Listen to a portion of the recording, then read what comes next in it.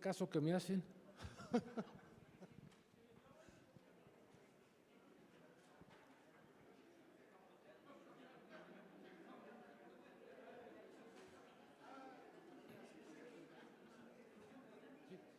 Bueno, señores, empezamos ahora con el conversatorio de producción, seguridad alimentaria y cambio climático. Tenemos aquí personas especialistas en el tema. Tenemos a Carlos Salinas, que es una persona que ha confiado mucho en el CIPA, nos ha apoyado mucho, y en esta ocasión nos va a moderar este conversatorio. Carlos, te pido si vas pasando, por favor.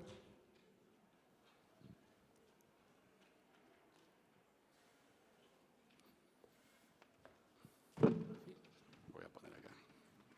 Gracias. Los dejo aquí en manos de Carlos. Carlos va a ir ahorita nombrando a los integrantes de este conversatorio e iniciamos. Gracias. Perfecto. Muchas gracias, Juan Manuel, un gusto. Mi nombre es Carlos Salinas. No tengo nada de relacionamiento con el expresidente de México, si hubiera alguna pregunta por ahí. Pero un gusto poder estar con ustedes. Tenemos un panel muy interesante con expertos en diferentes temas. Creo que vale la pena aprovechar. Cada uno de ellos se va a presentar, pero los quiero invitar a que pasen adelante. Tenemos a Alejandro Monteagudo, presidente ejecutivo de la UNA, que se presentará en unos minutos. A la ingeniera Daniela Mendoza, vicepresidenta de Sostenibilidad del Consejo Mexicano de Carne. Y tenemos a Jorge Hernández López como investigador del CONACYT. Así que un aplauso para nuestros panelistas. Bienvenidos.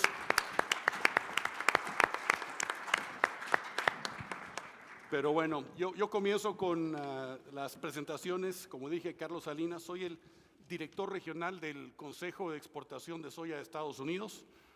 Somos una entidad sin fines de lucros, financiada por el productor de soya de Estados Unidos, financiada por el Servicio Agrícola Exterior del Departamento de Agricultura de Estados Unidos y también por la industria. Tenemos una membresía muy amplia, entre ellas a exportadores de soya, procesadores de soya, fabricantes de equipos, ferrocarriles, en fin, más de 100 entidades.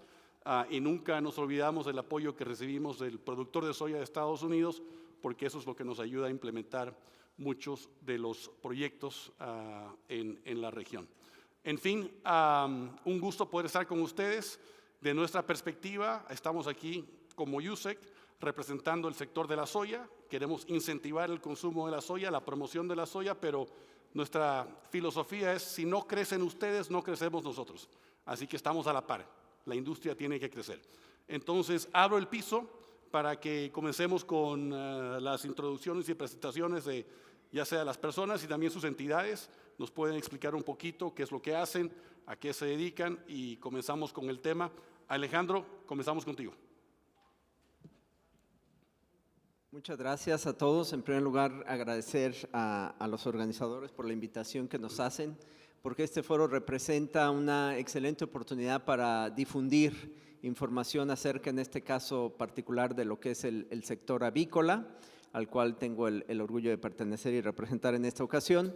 Y bueno, comenzando por el nombre, ya decíamos, Alejandro Monteagudo, soy presidente ejecutivo de la Unión Nacional de Avicultores y de formación soy licenciado en Derecho con especialidad, con una maestría y una línea de investigación de doctorado en Derecho Humano a la Alimentación, que me parece que es un tema transversal en todas estas discusiones y que creo que a veces es uno de los grandes olvidados, porque hablamos de medio ambiente y hablamos de seguridad alimentaria, pero no hablamos del derecho humano a la alimentación, y es algo que me parece que es vital cuando hablamos del sector pecuario. No son solo los números o las inversiones, sino también, por supuesto, un derecho humano, como todos, goza de una gran importancia. Y brevemente, pues bueno, comentarles ahí en un par de minutos, la Unión Nacional de Avicultores agrupa prácticamente el 100% de la producción nacional de huevo y de carnes de pollo y pavo, presente prácticamente en todo el país a través de 39 asociaciones locales y regionales de avicultores, que trabajan todos los días por por contribuir a la seguridad alimentaria de nuestro país. ¿Y cómo lo hacen? Pues hoy, sin más rodeos, pues decir que somos el primer consumidor mundial de huevo, ya se decía en la mañana, y es cierto, 23.1.2 kilogramos per cápita al año. Eso se dice fácil, pero por supuesto que representa también muchos años de trabajo. Y somos el cuarto productor mundial, hemos ascendido, hasta hace apenas un par de años éramos el quinto lugar, ahora ya somos el cuarto. En el caso del pollo somos el octavo consumidor mundial, somos quinto productor mundial, y esto nos dice que somos pues prácticamente una potencia avícola.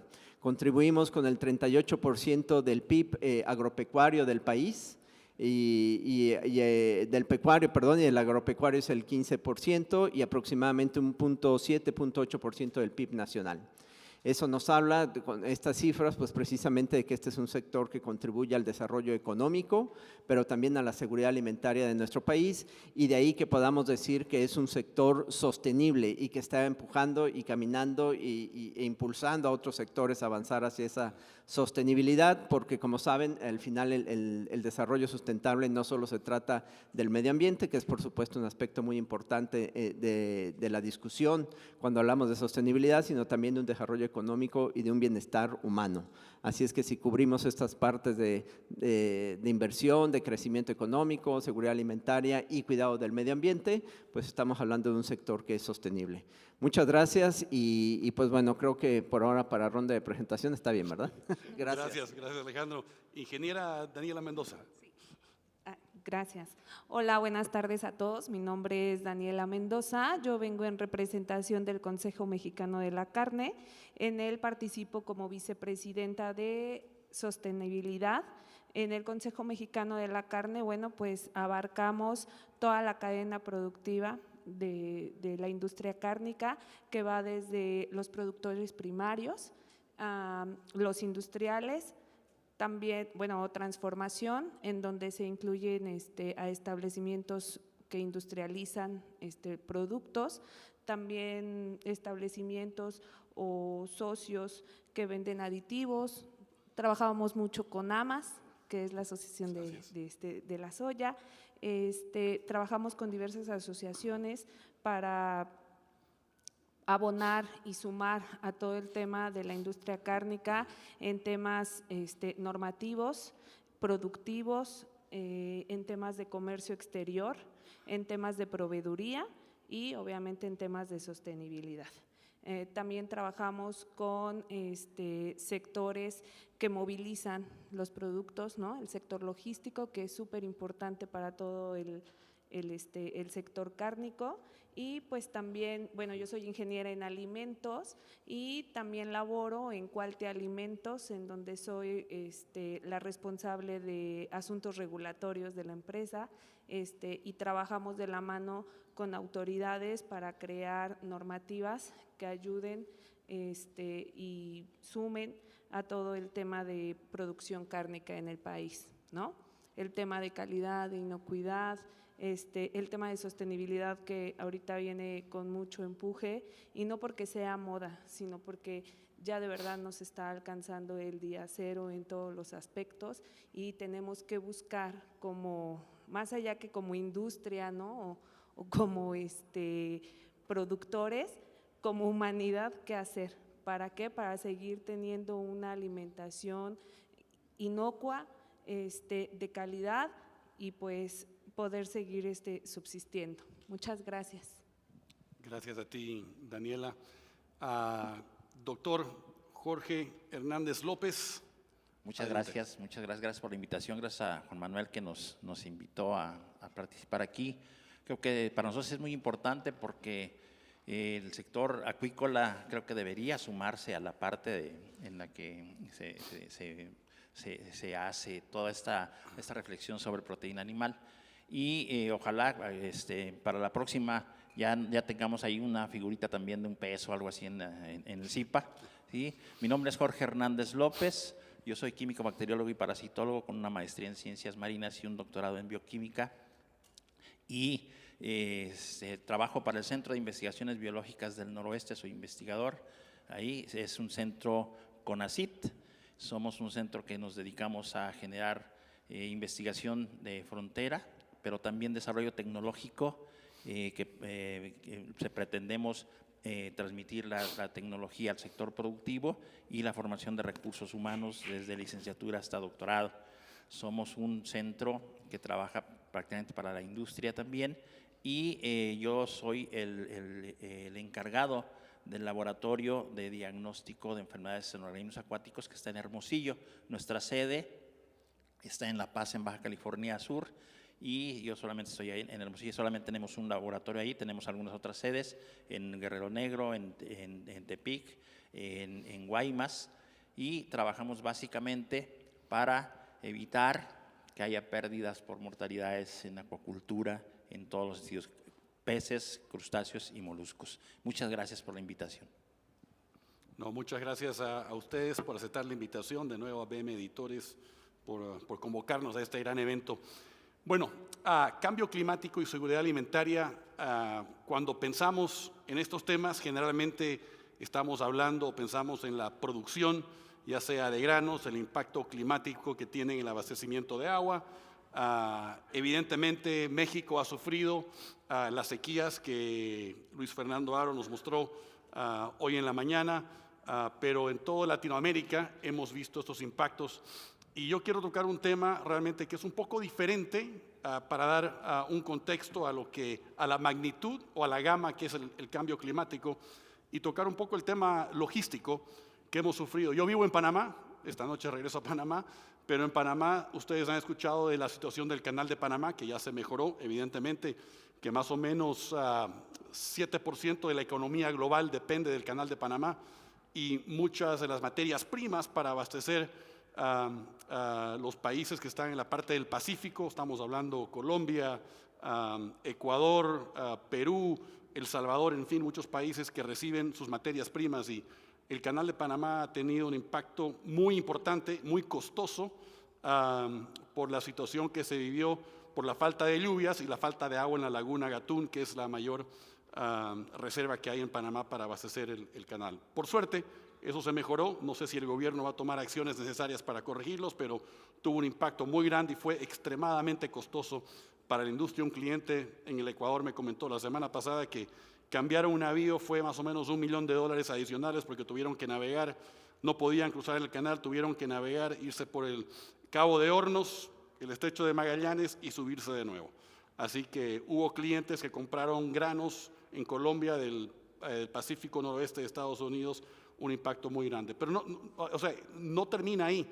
Nos podemos ir al Brasil. Brasil también, con la sequía que hubo y los incendios que hubo, que fueron, vamos a decir, generados por la expansión agrícola, lamentablemente, pero vemos situaciones muy delicadas con las hidrovías, no solamente con la salida del río Amazonas en el norte de Brasil, el Arco Norte, que ha sido donde hemos tenido más crecimiento, pero también en el sur hemos tenido problemas para salir por el río de la Plata, el río Paraguay, el río de la Plata, en fin, con calados inferiores donde los navíos no pueden cargar toda la materia prima, lo que significa que tenemos flete muerto, y al tener flete muerto significa un costo adicional de nuevo para los consumidores. El Ecuador en particular, una situación muy crítica actualmente, ¿no? Estaba en una conferencia con el Ecuador y se les cortó la luz.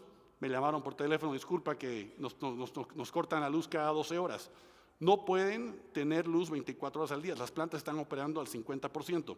¿Por qué? De nuevo, por la sequía, y el Ecuador depende en un 60-65% de hidroeléctricas para abastecer su energía, y no tienen agua, y de tal manera están racionando, y la industria camaronera está sufriendo mucho debido a esto. Y es una pena porque todos sabemos que el precio de la materia prima ha caído, el precio del camarón ha subido, hay un margen espectacular, pero la industria no puede capitalizar.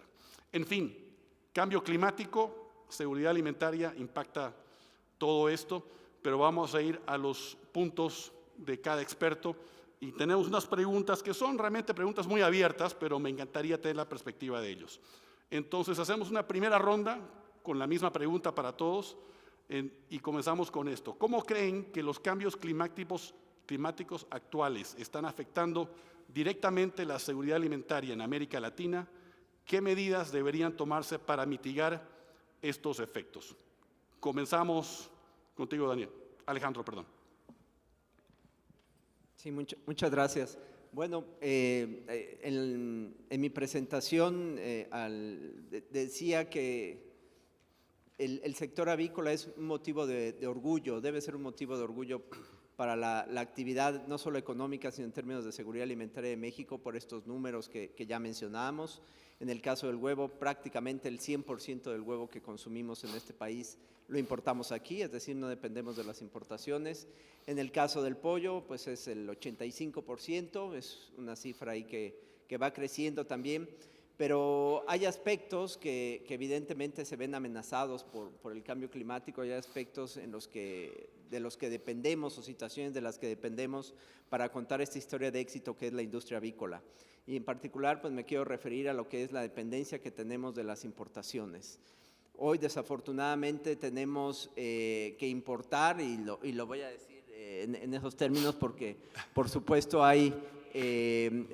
acompañamos todo este objetivo que se nos ha planteado, que hemos asumido como gobierno y como nueva administración, de producir más de lo que nosotros consumimos. Y sin duda, por supuesto, estamos de acuerdo en eso, pero con los problemas que tenemos precisamente de sequías, con los problemas que tenemos de erosión que tenemos en el campo, que desafortunadamente no tenemos tampoco las extensiones de tierras suficientes, y las que tenemos desafortunadamente por problemas, como ya decíamos, de las sequías o de condiciones no óptimas o no las necesarias para producir lo suficiente.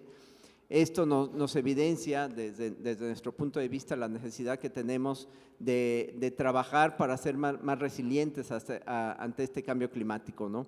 El hecho de depender de las importaciones, que insisto, no es algo negativo, al contrario, es algo en lo que hemos insistido ante la autoridad. Mencionaba Carlos la parte logística, que es algo que tenemos que asegurar porque es un insumo indispensable para la alimentación de las aves, es un insumo indispensable para la producción del huevo y de la carne de pollo y de la carne de pavo, pero al mismo tiempo este aspecto logístico que se nos empieza a dificultar cuando por diferentes razones no llegan esos trenes a México por los embargos o porque no salen del país los vagones que llegaron con esos granos, y que desafortunadamente todo esto llega a tener un impacto en lo que es el abastecimiento oportuno del insumo indispensable, necesario para la actividad avícola, nos hace estar conscientes, pues sí, de eso, el que tenemos que trabajar para producir más lo que nosotros consumimos y reducir en lo posible esa dependencia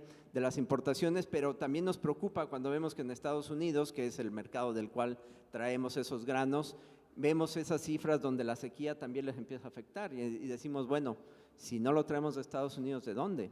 No es tan fácil como a veces se nos dice, bueno, pues lo podemos traer. Otros grandes mercados graneleros son Brasil, Argentina, Ucrania, pero evidentemente imagínense ustedes en términos logísticos traer el grano desde esos países, pues evidentemente tendría también otros efectos, otros impactos. Así es que en un mundo globalizado como en este, hoy más que nunca, lo que pase del otro lado de la frontera y lo que pase en este caso con nuestro principal proveedor de la materia prima esencial, por supuesto que nos debe de preocupar a todos.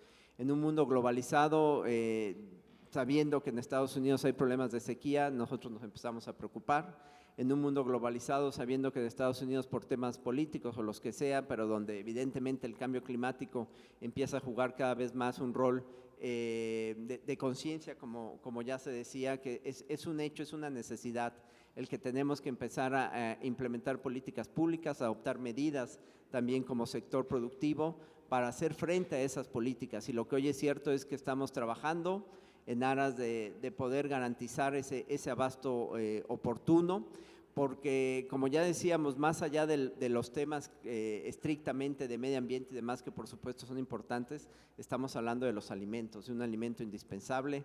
En el caso de la proteína animal, pues bueno, 6 de cada 10 kilos de carne que se producen en México, de proteína animal que se producen y se consumen, provienen de este sector.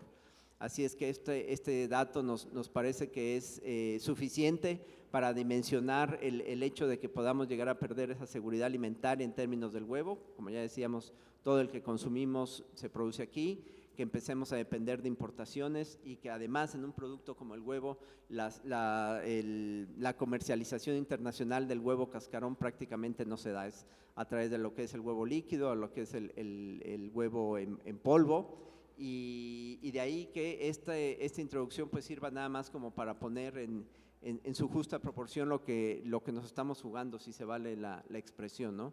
Somos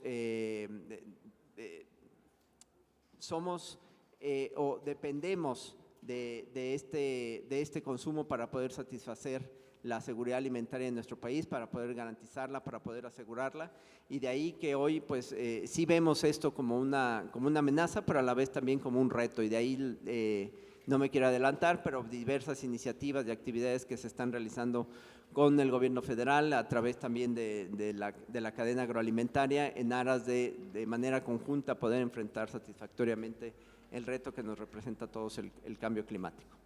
Gracias, Alejandro. Daniela, tu perspectiva, por favor. Sí, bueno, aunado a lo que comentaba Alejandro, pues vemos que como bien indicabas tú, pues recientemente o ya constantemente se tienen temas de sequías, ¿no? Temas de sequías prolongadas que antes no se vivían, lo cual pues obviamente disminuye la producción agrícola que tenemos no solo en México, sino en América Latina, ¿no? Y en otros continentes que también ya está afectando.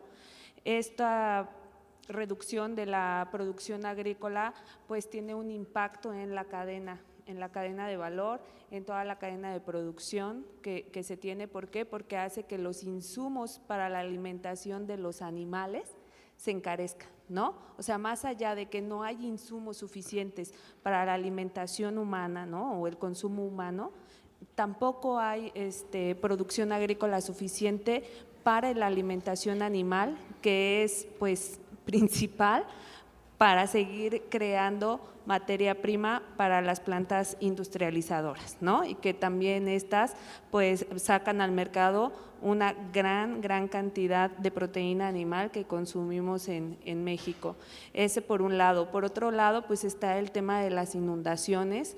Las inundaciones no solamente destruyen el suelo, también proliferan plagas que afectan la producción agrícola y por ende pues crean un desabastecimiento, y es como dice Alejandro, pues entonces tenemos que buscar proveeduría externa, pero buscar proveeduría externa genera o le pone un grano más al tema de sostenibilidad, porque pues ya gastaste más en tema de logístico y contaminaste más, incrementas los precios, y como bien lo comentan los reportes de la FAO, por ejemplo, pues se ha encarecido considerablemente el poder adquirir un alimento, ¿no? Entonces creo que esto agrava todo el tema de seguridad alimentaria para millones de latinoamericanos. ¿Y qué medidas podemos ejercer? Bueno, desde el punto de vista de Comecarne, del Consejo Mexicano de la Carne, y lo que hemos visto en algunos foros y nos han externado, es por ejemplo el tema de la rotación de los suelos, ¿no?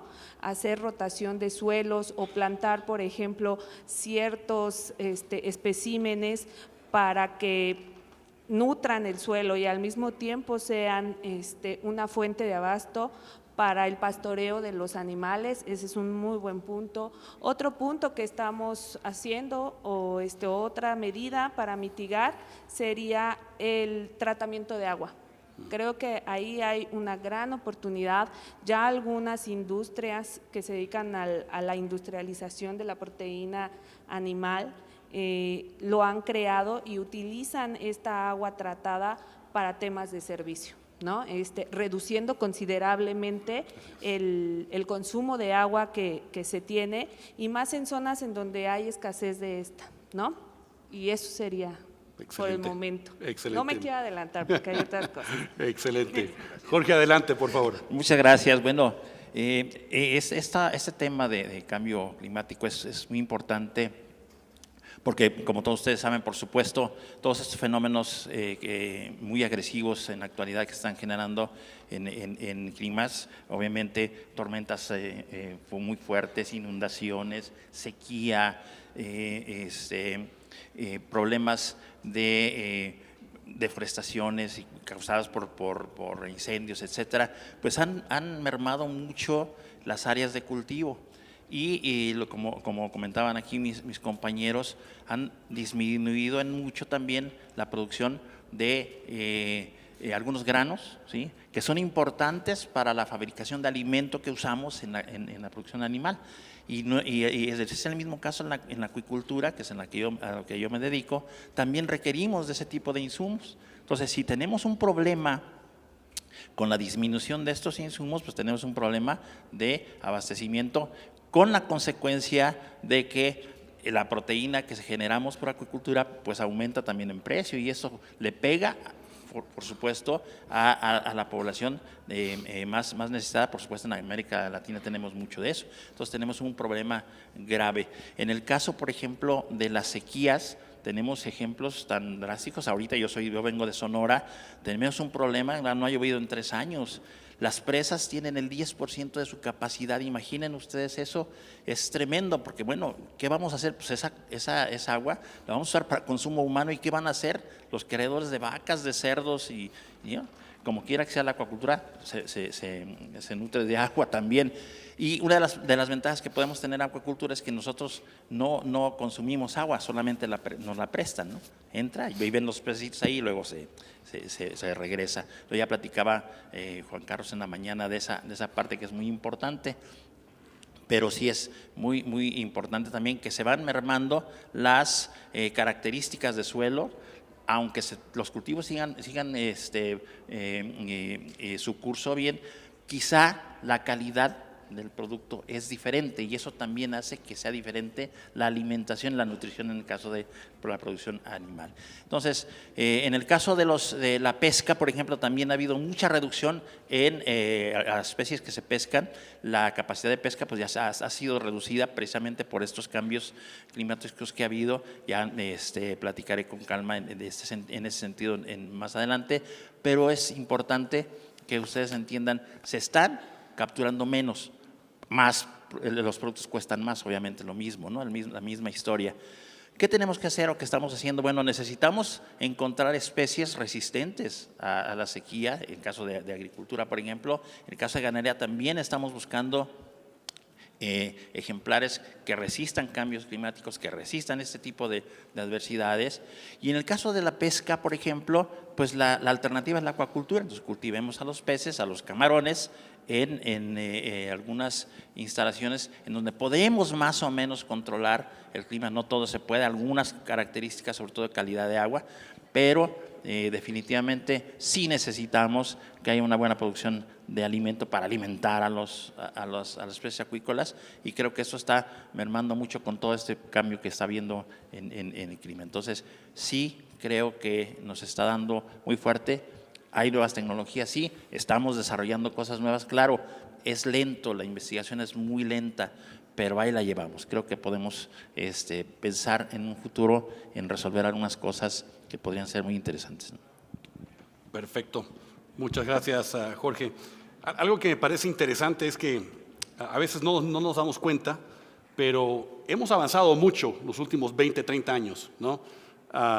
Y yo tengo el beneficio de poder viajar por Latinoamérica y ver los avances en la producción acuícola, avícola, porcícola, ponedoras, pero el factor de conversión que tenemos actualmente comparado a hace 20 años, o sea, es un cambio tremendo, ¿no? Estamos produciendo más soya por hectáreas, con menos agua por hectárea, o sea, hemos logrado mucho. Y hablando con algunos gremios en Chile, ¿no?, les preguntaba, bueno, ¿qué falta? Y me dicen, bueno, es que nos falta comunicación. No estamos explicando al consumidor final qué es lo que hemos hecho, y seguimos siendo los chicos malos del juego. O sea, es increíble, pero algo, pensando en lo que han dicho ustedes, es la comunicación en sí, juega un papel muy importante. Yo por primera vez trabajo con una empresa de comunicaciones y evidentemente nos falta mucho por aprender, ¿no? Pero se ha hecho mucho y ustedes lo han logrado, evidentemente, con las industrias que tienen, pero tenemos que también contar la historia nuestra y participar en eso. Bueno, Vamos a la segunda ronda de preguntas. Esta va para Alejandro y entrando un poquito más al grano. Desde tu posición como presidente ejecutivo de la UNA, ¿qué iniciativas ha liderado su organización para enfrentar los desafíos de la seguridad alimentaria en el contexto de cambio climático? Adelante, Alejandro. Sí, gracias. Particularmente quisiera aprovechar la ocasión para comentar un ejercicio multidisciplinario y que hoy representa, no es una realidad, pero que estamos trabajando de manera conjunta con otros organismos del sector pecuario, como por ejemplo con Comecarne, y me parece que este es un foro adecuado para compartirles lo que es una iniciativa de ley de bienestar animal que estamos impulsando. Dentro de este concepto del One Health, es decir, el que no podemos tratar como lo habíamos hecho erróneamente tal vez, pero creo que no de mala fe, pero hoy ya somos conscientes de que al hablar de bienestar animal estamos entonces también procurando alcanzar esa sostenibilidad de la que tanto hablamos. ¿Por qué? Porque es evidente que hay una relación entre conservación ambiental, protección de la diversidad biológica, entre lo que es el bienestar humano y lo que es, por supuesto, el bienestar animal, ¿no? Y englobar este concepto de One Health y llevarlo a la realidad, materializarlo. Y todo esto porque en esto que es una iniciativa de ley, porque al final todas estas iniciativas o ideas o acciones, es bueno en lo posible tratar de llevarlas al ámbito de las políticas públicas y si se puede materializarlas en instrumentos normativos que conviertan o hagan obligatoria su observancia y en caso de incumplimiento su sanción, nos parece que es necesario y más en un tema como este. Creo que aquí todos coincidimos en la necesidad de regular el tema de bienestar animal precisamente para no caer en activismos o caer en fanatismos que lejos de llevar a la solución, lo único que hacen incluso en ocasiones es agravar el tema porque se enfoca de la manera no precisamente más adecuada. Esta iniciativa que como ya decíamos es multisectorial y es multidisciplinaria porque en su elaboración han concurrido profesionales de los distintos ramos del saber, lo mismo médicos veterinarios que médicos de la salud humana, abogados, economistas, bioeticistas, nutriólogos, por supuesto expertos en estos temas del bienestar animal y hoy nos permite decir que contamos con una iniciativa que por supuesto tiene que pasar todo un proceso legislativo, pero con este enfoque del One Health, si esta ley se llega a aprobar, podremos decir que habremos dado un paso muy importante en aras de alcanzar ese concepto en nuestro país. Porque el bienestar animal no es solamente tratándose en los animales de producción, que somos de los que estamos hablando aquí en esta ocasión, al poder garantizar la producción de esa proteína animal en condiciones óptimas, en condiciones en las que la actividad productiva pueda realizarse, pero también siendo cuidadosos de ese bienestar, de ese cuidado y de esa protección también del animal, porque no están reñidos, a diferencia de lo que a veces se nos quiere hacer creer por algunos grupos, no están reñidas la actividad productiva con lo que pudiera ser procurar ese bienestar. Y porque reconociendo ese concepto de la sintiencia animal, que es evidentemente algo que tiene un sustento científico, no es algo meramente filosófico, ni mucho menos, ustedes bien lo saben, y que es uno de los principios que recoge esta iniciativa y que además recoge los principios de bienestar animal que están plasmados en la OMSA o que rigen a la OMSA, y nos hace entonces hoy creer y estar seguros, no solo creer, que este foro es el indicado para hablar de esta iniciativa como un ejemplo de lo que se puede hacer para hacer frente a un problema como el de la seguridad alimentaria, para hacer frente a un problema como el del cambio climático, para avanzar con pasos firmes hacia lo que es la sostenibilidad. Valga decir que en este ejercicio también participa el gobierno federal. Es realmente raro que en una iniciativa normativa confluyan y converjan tanto reguladores como regulados.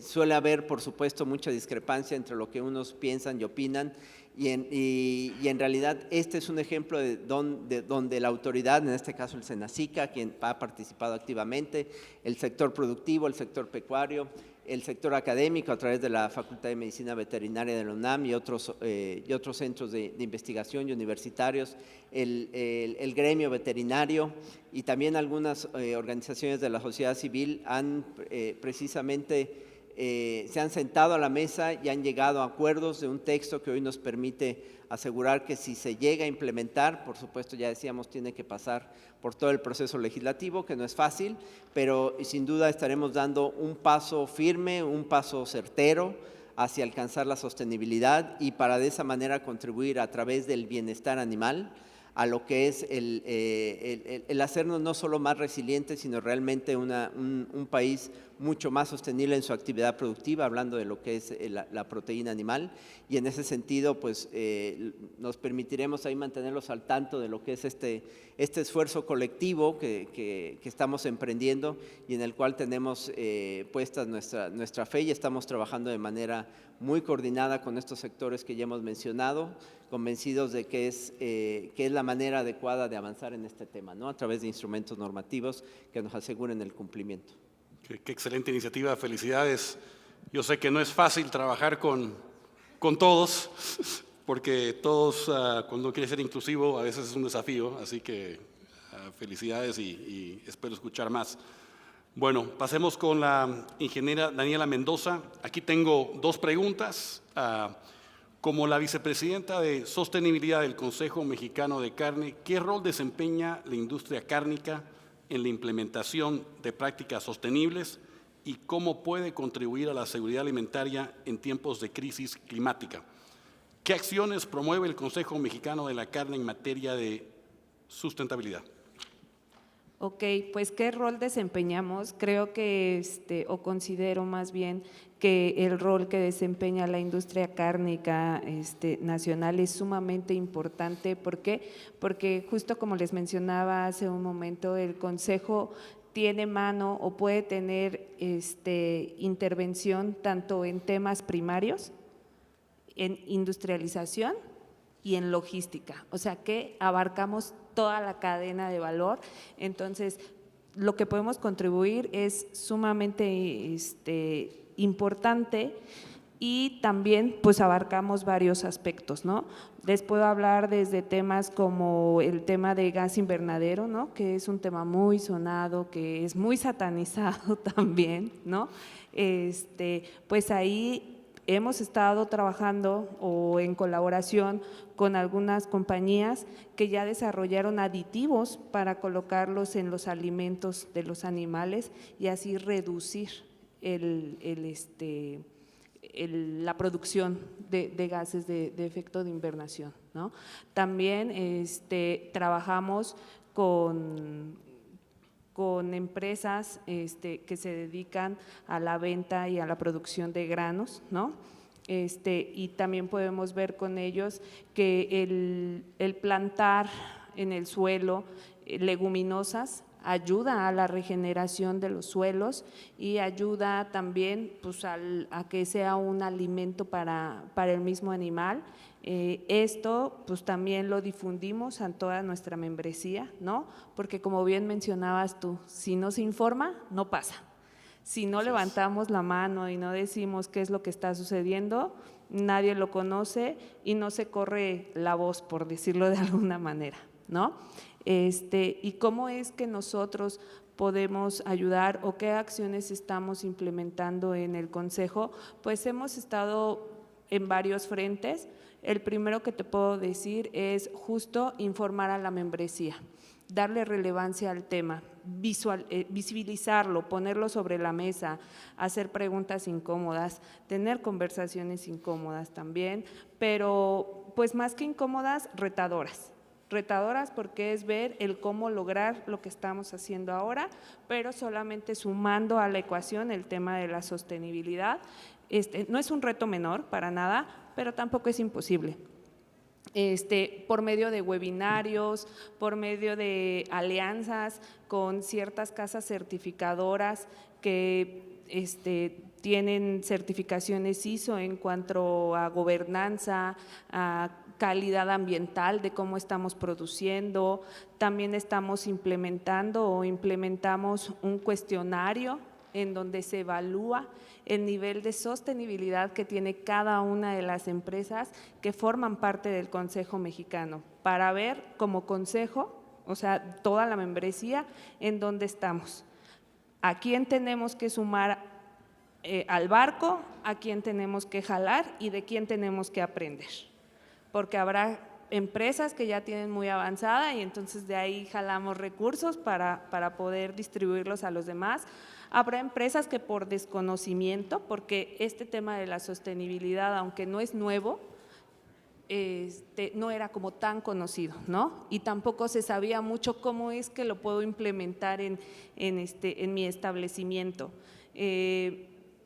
Entonces, por medio de información, de infografías, tratamos de hacer muchas infografías con varias asociaciones, pues para que esto cobre más relevancia y se vuelva más del dominio público. También tenemos pues una normativa que como industriales ya nos obliga a cumplir con temas de sostenibilidad, como por ejemplo la disposición de los desechos cárnicos. La disposición de los desechos cárnicos se optimiza, ¿por qué? Porque se manda a una planta de rendimiento y en la planta de rendimiento elaboran otros insumos que son materia prima para, por ejemplo, croquetas de perro, ¿no? Entonces ahí ya creas una cadena productiva que parte de lo que para ti es un desecho. También hemos trabajado con bancos de alimento para ver lo del hambre cero. Todo el tema de desperdicio de alimento es increíble, de verdad increíble las cifras de desperdicio de alimento. Sí.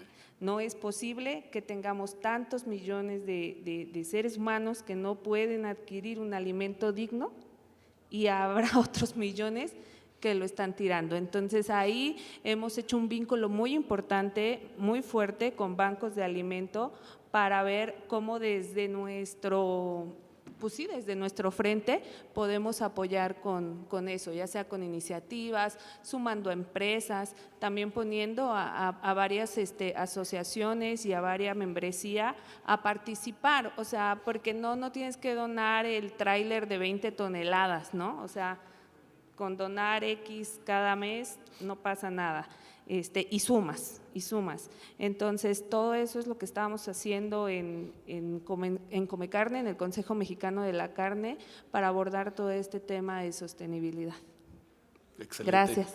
No, excelentes puntos y creo que el tema de desperdicio es un tema importante porque sí hablamos mucho del sector productivo, pero en mi opinión, mi hipótesis es que la parte en el consumidor final es donde tenemos la huella de carbono más alta porque ese producto se produjo, se procesó, se refrigeró, lo tienes ahí y después viene mi hijo en la medianoche y deja la leche afuera y él siendo el más verde de los verdes, vamos a decir, ¿no? Deja la leche afuera y digo, bueno, esta leche es la que tiene la huella de carbono más alta y la acabas de desperdiciar, ¿no? No cabe duda. Otro punto que mencionas que creo que es importante y lo podemos tocar en diferentes puntos, pero cuando hablamos de sostenibilidad y poder contar nuestra historia, la importancia de los datos, ¿no? La colección de datos y hacer un benchmarking en ver dónde estamos, ¿no? Con nuestras emisiones, si es posible, y no tenemos que hacer todo al mismo tiempo, podemos hacer paso a paso, algunas cosas que podemos comenzar a medir. ¿Y por qué digo eso? Porque con esos datos podemos contar nuestra historia. Cuando recolectamos un montón de datos, podemos compararnos con otros, podemos inclusive dentro de tu mismo gremio se pueden comparar, oye, ¿sabes qué? Mira, tú tienes que hacer esto y puedes ayudar unos a los otros, ¿no? Pero los datos creo que son algo muy importante. Bueno, vamos con una pregunta del sector acuícola que me fascina, ¿no? Porque yo no sabía mucho del sector acuícola hace 4 años, pero nosotros invertimos mucho en ese segmento porque es un segmento que ha tenido una tasa de crecimiento global más alta que otras especies, ¿no? Es algo interesante. Estados Unidos importa 90% de sus productos acuícolas, no tiene la capacidad o el clima o las situaciones para poder producir esa tilapia o ese camarón, ¿no? y hemos visto en Latinoamérica un crecimiento de exportaciones de tilapia fresca o de camarón a Estados Unidos, que es un comercio bilateral interesante. Exportamos la materia prima, se produce, se procesa y lo reexportamos, algo extremadamente interesante para nosotros. Y la inclusión, evidentemente, en camarón o en tilapia puede llegar entre 30 a 50% de soya, así que evidentemente ese es nuestro interés. Pero Jorge, la pregunta es la siguiente, y sí hemos tenido muchos impactos en el sector acuícola con la tilapia, temperaturas del agua, que ha tenido impactos con el streptococo y la mortalidad, pero como investigador del CONACYT, ¿de qué manera las alteraciones en la temperatura del agua afectan el crecimiento y reproducción de especies acuáticas? Sí, muy bien. Mira, déjenme decirles algo.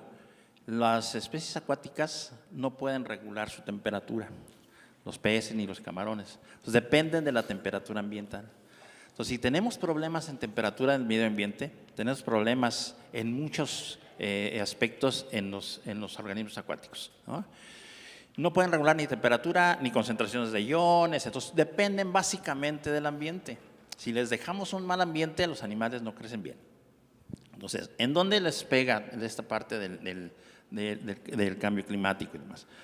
Metabolismo. Si los animales que tienen una temperatura distinta, o sea, normalmente se crecen y están cómodos en un intervalo de temperaturas, si los sacamos de ahí, lo que va a pasar es que tienen problemas metabólicos, no pueden absorber bien el alimento que llega no es metabolizable de la mejor manera, las fuentes de energía que comen no son transformadas como deben ser, etc. Entonces tienen problemas fuertes en la parte metabólica porque el metabolismo está basado en reacciones enzimáticas y las enzimas trabajan a ciertas temperaturas, si las sacamos de ahí no funcionan bien.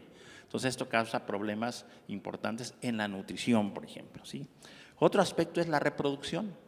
Las especies acuáticas se reproducen también en cierta temperatura. Si les quitamos o las movemos de esa temperatura, tienen dificultades, producen menos huevo, producen menos esperma, los huevitos no nacen bien, no se mantienen bien. Entonces tenemos que mantenerlos a una temperatura adecuada si no es un problema, ¿sí?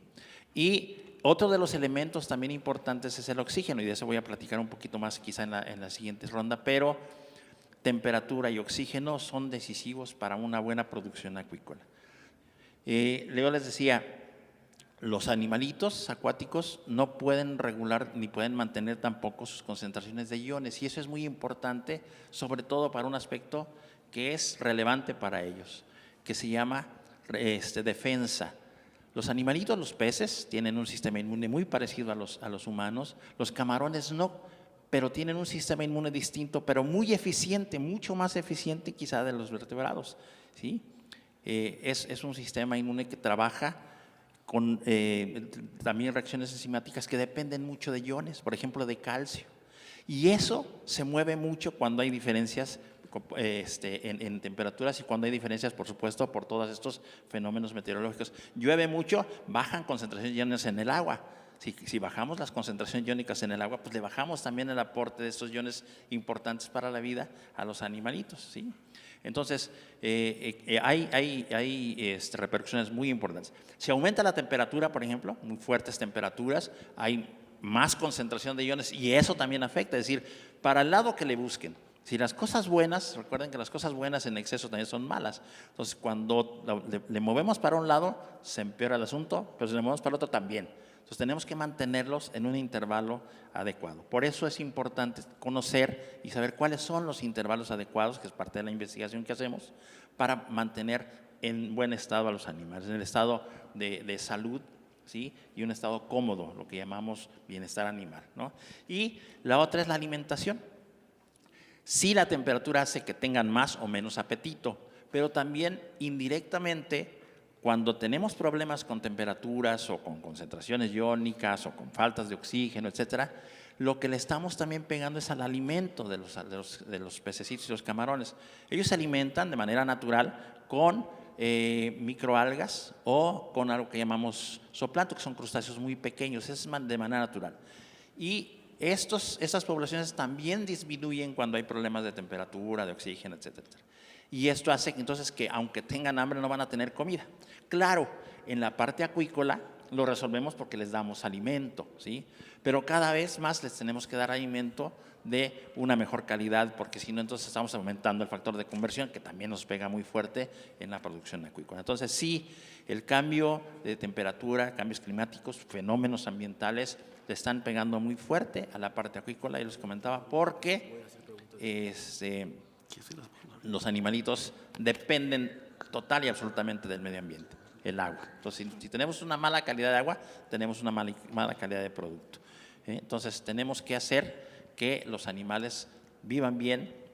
En acuacultura podemos darles un poquito mejor de calidad, pero aún así hay muchas cosas que sí tenemos que cuidar, porque tenemos que tener muy buenas prácticas también de cultivo, si no tenemos problemas muy fuertes. Gracias. Excelente, muchas gracias. Y me parece interesante que México tiene la oportunidad de hacer muchas cosas en el sector acuícola. Me sorprende que el mayor proveedor de camarones de Estados Unidos es la India, y la India no compra ni una libra de soya americana cuando México compra casi el 100%. Entonces, ¿qué podemos hacer ahí para incentivar esa industria, no? Creo que es algo importante para mencionar. Tenemos algunas preguntas de la audiencia. Vamos a abrir el piso y después seguimos con las preguntas, pero adelante, por favor, y vamos. ¿Cómo estamos, equipo? ¿Bien? ¿Despiertos? Sí, bueno, vamos. Ahí van las preguntas. Adelante, por favor. Con el nombre, ahí al micrófono. Primero a un micrófono de acá, por favor. Sí. Les agradezco si se presentan nombre, organización y número de tarjeta de crédito, por favor. Gracias. Carlos, mi nombre es Diego Braña. He sido presidente de la Asociación Mexicana de Especialistas en Ciencia y Tecnología de la Carne, de la Asociación Mexicana de Especialistas en Nutrición Animal, y siempre he participado en CIPA.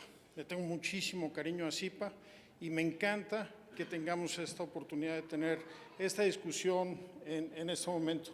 Yo quiero aprovechar una invitación preciosa que nos acaba de hacer ahorita el Come Carne, una invitación a la reflexión en temas de sostenibilidad y sobre todo, como lo mencionaba, a esas preguntas que a veces son incómodas, pero tenemos que afrontar las cosas si queremos ser serios hablando en temas de sostenibilidad. Hoy en día la salud de los mexicanos está siendo gravemente retada por el excesivo consumo de fosfatos. Estos fosfatos dañan los riñones y México es el líder global en enfermedad crónica renal. Estos fosfatos inducen a descalcificación y México es líder global en problemas de osteoporosis. ¿De dónde viene el exceso de fosfatos? Malamente mucha gente nos dice de la carne, no, la carne es muy baja en fosfatos. El problema viene de los alimentos procesados, particularmente de la carne y la leche ultraprocesada. Uno de los grandes problemas que tenemos en ciencia de la carne es que hemos abusado del uso de fosfatos para retener agua en los productos cárnicos.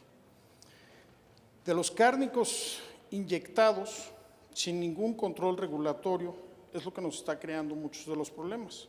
De algunas industrias productoras de pseudocárnicos suavecitos, como muchos niños dicen, yo quiero esa carne suavecita, esas arracheras que traen 50% de agua añadida, que traen hasta 800 miligramos de fosfato por cada 100 gramos de carne. Eso que es ilegal y que está muchas veces intoxicando. Yo sé que les molesta mucho que diga ese término, pero algunas industrias en México están haciendo eso. Entonces, aquí le hago invitación en este CIPA para que Come Carne lleve este tema, para que lo consideren en los programas de sostenibilidad. No podemos hablar de sostenibilidad si no enfrentamos el tema de los excesos, de los abusos, que no todos los industriales, solo algunos cuantos han estado abusando de los mexicanos, de la salud de los mexicanos, de la economía de los mexicanos, y que cada vez es más y más común estar viendo carne tombleada, carne inyectada. Eso es ir en contra de la sostenibilidad, eso es ir en contra de los consumidores y eso es ir en contra de la carne. Por eso lo trato aquí, porque estamos en un simposio de proteína animal y estamos hablando de temas de sostenibilidad. Creo que es un punto bien importante para el Come Carne. Gracias por el espacio. Perfecto, muchas gracias. Sí, tomamos la invitación. Muchas gracias. Ingeniera, te cedo el piso si quieres dar una respuesta, pero Sí, vamos no. con… Sí, adelante. Sí, muchas gracias por el comentario. Como bien dices, los fosfatos forman parte de la formulación de algunos productos, no podemos negarlo. Las empresas que somos socias o que son socias del Comecarne, cabe aclarar que son empresas pues debidamente o son legalmente establecidas, ¿no? Cumpliendo con todo el marco regulatorio vigente. No dudo que haya empresas que hacen un mal uso de los aditivos que están avalados por la COFEPRIS. Y la COFEPRIS tienen un acuerdo de aditivos en el cual indica, digo, esto es cultura general para todos, la COFEPRIS tiene un acuerdo de aditivos en donde indica las cantidades o los usos máximos que se puede hacer de cada aditivo dependiendo de la categoría. Claro que en el Comecarne estamos 100% comprometidos a cumplir con todo el tema regulatorio y las empresas socias así lo hacen. Tomamos en cuenta tus comentarios y claro que nos sumamos para seguir reforzando que toda la industria cárnica en la que nosotros tenemos injerencia, cabe aclarar, ¿no? O la que nosotros tenemos cercanía, pues lo cumpla al pie de la letra. Gracias. Perfecto, gracias Daniela. ¿Alguna otra pregunta de otro tema adicional o el mismo? Perfecto, bueno, seguimos con las preguntas. Levantan la mano si tienen algo adicional. Bueno, vamos a la tercera ronda de preguntas. Yo quería hacer un comentario y ya se me olvidó, pero bueno. Bueno, Alejandro, ¿de qué manera la UNA colabora con los gobiernos y el sector privado para implementar estrategias que reduzcan la vulnerabilidad del sector avícola ante los efectos del cambio climático? Ya nos diste algunas ideas, pero quién sabe, puedes expandir un poquito, a profundizar un poco más. Bueno, la comunicación y la difusión, como ya se ha venido diciendo, es parte esencial del trabajo de la Unión Nacional de Avicultores. Desafortunadamente hay mucha desinformación y hay muchos mitos todavía en torno a lo que es, me atrevo a decir, no solo la producción avícola, sino también la producción de proteína animal. Desafortunadamente, los huecos que no se ocupan, es una ley física, espacios que no se ocupan, alguien más los ocupará y se aplica también en términos de comunicación. De ahí que parte del esfuerzo que nosotros estamos realizando, no solo en el sector avícola, sino también como vicepresidencia pecuaria del Consejo Nacional Agropecuario, donde pues bueno está representado prácticamente toda la actividad primaria y todos aquellos proveedores de servicios, como pudiera ser también la industria farmacéutica y demás, en aras precisamente de dar a conocer lo que es y lo que no es el sector pecuario. Y me refiero particularmente a una serie de iniciativas de comunicación que estamos buscando implementar en aras precisamente de desmitificar la discusión y de que se dé a conocer qué es lo que se hace en el sector, para que se vea que es una producción responsable, que es una producción que se está haciendo de manera sostenible y que van desde iniciativas en materia de agua, como ya se ha dicho, lo que es el manejo de los residuos,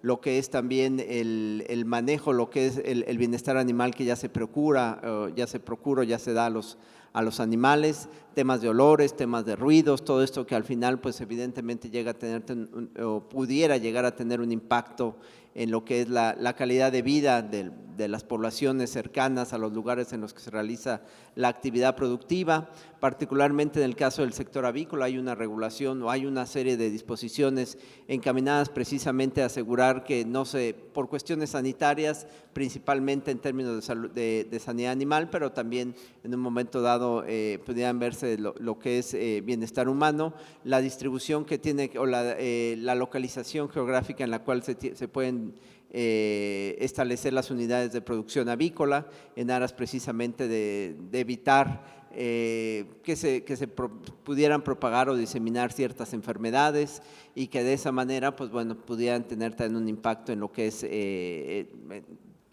viéndolo ya ligado todo este concepto con el One Health. Hoy es un tema que no solo, como se dice, y aunque suene trillado, que no solo nos preocupa, nos ocupa, y de ahí que estemos empezando a establecer estos estos lazos de comunicación más estrechos y aprovechando lo que es un organismo cúpula como es el Consejo Nacional Agropecuario, que tiene evidentemente una llegada muy importante con diversos actores, no solo gubernamentales, sino también de distintas ramas o prácticamente toda la cadena agroalimentaria, porque al final de nada servirán los esfuerzos que se realicen en uno o dos sectores o en una o dos empresas si al final esto no es una responsabilidad compartida. En ese sentido, nosotros también al interior del sector pues promovemos una serie de webinars y diseminamos una serie de información y de experiencias de cómo se está trabajando a nivel internacional con este tema. Por supuesto, algunas podrán ser replicables en México, otras se tendrán que adaptar en lo conducente, pero es algo que ya forma parte de nuestra agenda cotidiana. Por supuesto, hay diferentes tamaños de empresas al interior del sector y en ese sentido, pues todas están recibiendo pues este acompañamiento en cuanto a tener acceso a información, tener acceso a estas experiencias y de esa manera que sea una actividad pues que realmente caracterice a todo el sector como lo hemos venido haciendo hasta ahora. Como ya decíamos también, y más adelante a lo mejor para no comernos el tiempo, podemos hablar un poco ya de experiencias en particular que estamos teniendo con lo que es el agua, con lo que es el manejo de las pollinazas, de las gallinazas, que como ya se decía, todo esto que en un principio alguien pudiera ver como desechos, en realidad tienen aplicaciones precisamente para una agricultura o para una alimentación más nutritiva y cómo a partir de lo que podía entenderse que algo ya es un desecho, pues en realidad tiene una aplicación y no solo una aplicación económica, sino un impacto ambiental positivo, porque es una manera responsable de manejar pues estos desechos o estos subproductos, como también se les ha dado en llamar, y que nos abren también los ojos a que en realidad pues lo que hoy pudiera verse como una carga, pues pueden ser áreas de oportunidad, como ya decíamos, para negocios, para emprendimientos, y de ahí que pues bueno, hay mucho ahí que comentar, pero bueno, para dar oportunidad también a los demás me reservaría el entrar a detalle de algunas de estas prácticas. Perfecto, muchas gracias. El término subproducto es interesante, ¿no? Porque el grano de soya o las oleaginosas, las empresas que procesan, les decimos aceiteras, porque el objetivo principal era el aceite y la torta, la harina, la proteína era ¿qué hacemos con ella? ¿No? Y ahora evidentemente es, quién sabe el valor principal que tiene un grano de soya. Muy bien, en ese contexto, Daniela, cuando tú ves a tu asociación, ¿qué otras acciones o iniciativas consideras que se pueden alcanzar? Me encantó el comentario, comentamos un poco de datos, ¿no? Porque lo que no se mide no se gestiona. Me encantaría entender un poco más qué otras cosas visualizas tú que se pueden hacer en tu industria. Bueno, en la industria y hasta donde tenemos alcance, visualizamos participar muy de la mano con el gobierno. Actualmente nosotros somos miembros del Comité de Estrategia de la Secretaría de Economía, donde participamos activamente para alcanzar todos los objetivos de desarrollo sostenible de la Agenda 2030. Ahí participamos con ellos y obviamente sumamos y abonamos en lo que se nos solicite y en lo que nosotros podamos realizar.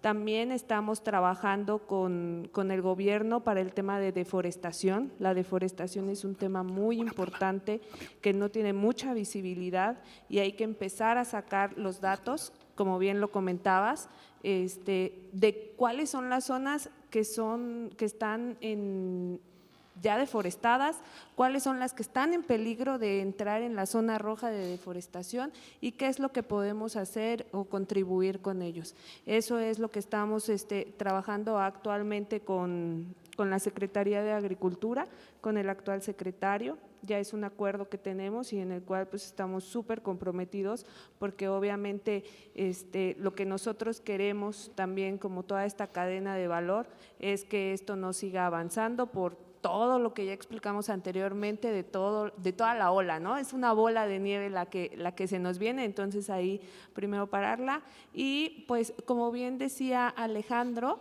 pues en políticas públicas, porque consideramos que no hay una política pública o o estándares o normas que sean direccionadas eficientemente al tema de la industria cárnica. Todas las industrias, pues cada industria es un mundo, todas tienen sus particularidades y como lo particular que tiene la industria cárnica, consideramos que debería de tener ciertos estándares, los cuales sean muy claros y así cada uno de los productores o los que forman parte de la cadena de valor los puedan alcanzar. Gracias. Excelente, muchas gracias. Bueno, aprovecho el tiempo porque la soya de Estados Unidos, no lo digo yo, lo dicen europeos, tiene la huella de carbono más bajo de otras soyas de otros orígenes.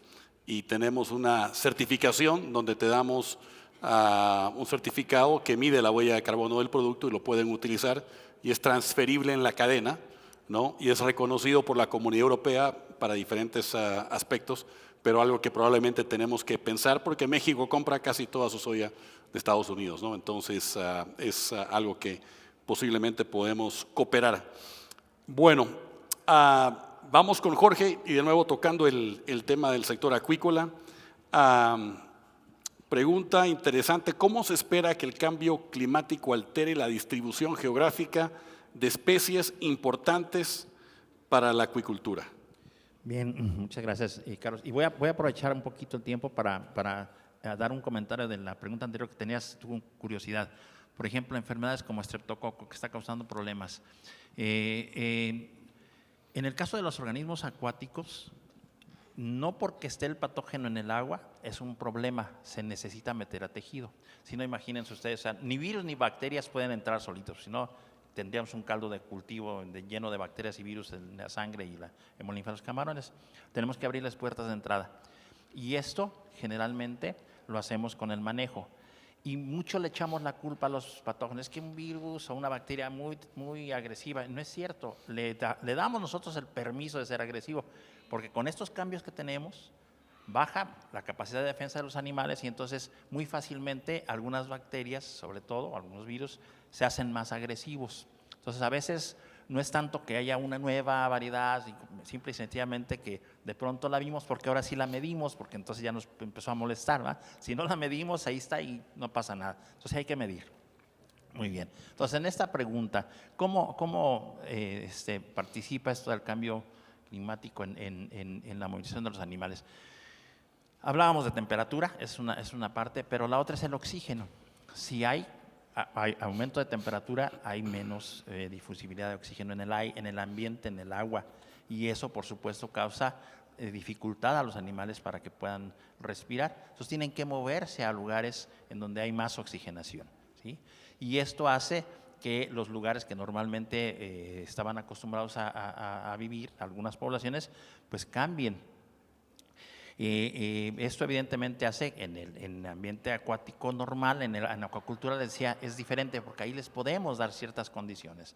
Hay que tener cuidado porque también el manejo en el caso de querer ponerles oxígeno tampoco es muy bueno, que digamos, y depende mucho de algunas condiciones.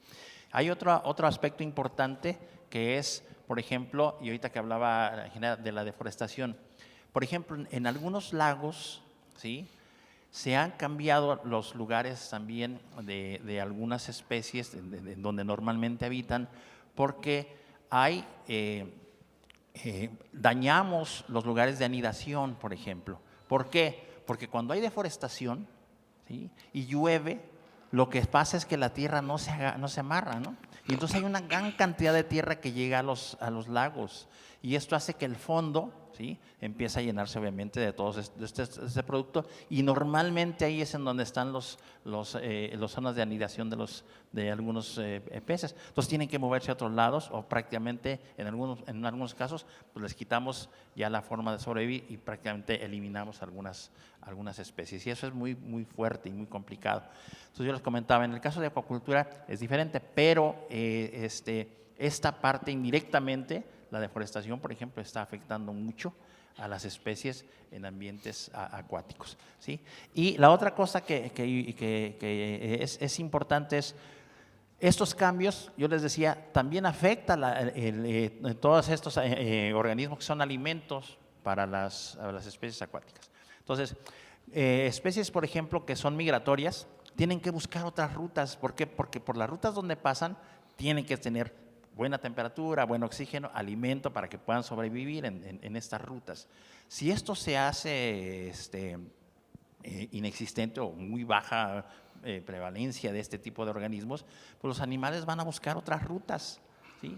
Y esto, claro, quizá les cueste más tiempo, pero lo más importante aquí y lo más peligroso es que estos animalitos quizá tengan una composición, ¿cómo les digo?, en corporal, afuera del cuerpo, arrastran también muchas cosas, bacterias, virus y parásitos, que en ocasiones no les causa ningún problema. Hay animalitos que traen, por ejemplo, un patógeno, un parásito en la superficie, ¿sí?, que no causa ningún problema a ellos. Pero si se van por otra ruta y entonces eso lo sueltan en otro lugar en donde nunca había habido eso, ¿sí?, es un caos para los animalitos que están en esa zona. Entonces, la transmisión de patógenos de un área a otra, ¿sí?, es un problema. ¿Qué es lo que hemos hecho en acuacultura? En acuacultura muchas veces, y mucho hemos sido los culpables. Por ejemplo, en México tenemos muchos parásitos que no deberíamos tener y que los hemos traído cuando importamos animales muy bonitos, grandes, muy bonitos, se ven, pero padrísimos, y los metes a un lago en donde le empiezan a pegar con ganas a las especies que están en ese lago, porque nunca habían visto el parásito que traían los otros. Y entonces estamos transportando parásitos sin saber. Obviamente, porque no vigilamos, tendríamos que medir antes de meter, ¿no?, especies en otro lado. Y eso, les digo, eso lo hacemos nosotros, pero también de manera natural se hace con eso. Que los animales buscan otras rutas porque por donde pasan ya no es cómodo o ya no es seguro, ¿no?, para su vida. Entonces y eso hace que se distribuyan cosas. Obviamente también la depredación. Entonces, quizá las especies que van pasando, pues depredan más a las que están por ahí y se acaban el recurso, o al revés, ¿no? Entonces sí, es un problema que estamos viendo, y bueno, estamos teniendo también el problema de la pesca. Hay muchas comunidades de peces que están migrando a otros lados. Los pescadores ya no tienen la misma captura porque ya se fueron de ahí los animales, porque las condiciones en esa área pues ya no son las adecuadas, ¿no? Una pregunta, Jorge, dándole seguimiento. Entiendo que ahora en el mundo la producción en tierra, la acuicultura en sí, es más del 50% que vamos a decir, la pesca salvaje, ¿no? Y estuve en la China hace unos 3, 4 meses, y me llevaron cerca de Shanghái a una instalación donde tienen una pequeña laguna con circulación de agua y unas celdas. Y lo que ellos hacen, le dan el alimento a la tilapia en las celdas, el agua va pasando y se coleccionan las heces, ¿no?, y se las pasa a otro lado. Entonces, en vez de cambiar el agua cada cosecha, utilizan el mismo agua, tienen 2 producciones y media por año, lo cual es muy bueno. Incrementaron el factor de conversión y utilizan las heces para fertilizar plantas. Me pareció interesante, pero quién sabe, me puedes comentar de las diferentes tecnologías, que hay varias, sí, para claro, que se han adoptado en el sector acuícola. Sí, por supuesto, sí. Esa es una alternativa muy interesante.